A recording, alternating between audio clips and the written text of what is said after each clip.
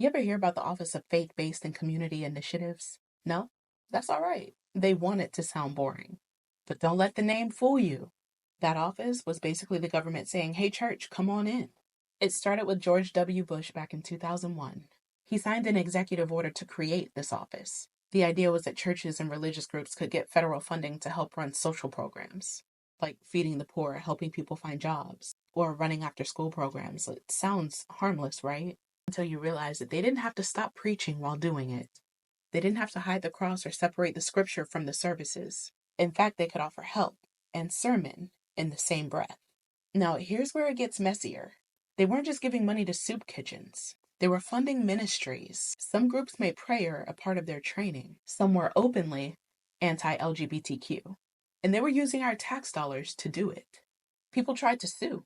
And in 2007, the Supreme Court basically said you don't have standing to sue just because your tax dollars are involved.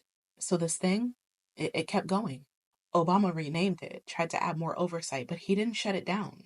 Trump brought it back under a different name, handed it to Paula White, and used it as a pipeline to conservative religious voters. And all the while, the same people yelling about government overreach.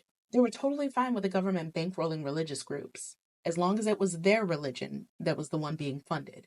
So you see where this is going? We were supposed to have a wall between church and state. Thomas Jefferson said it.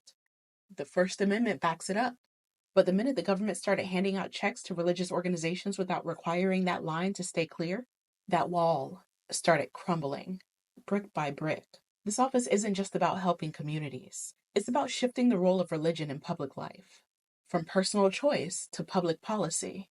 And once you normalize that, suddenly it's not all that wild to see lawmakers quoting the Bible in anti-abortion bills. Suddenly religious liberty becomes an excuse to discriminate. And suddenly your freedom from religion gets a lot harder to defend.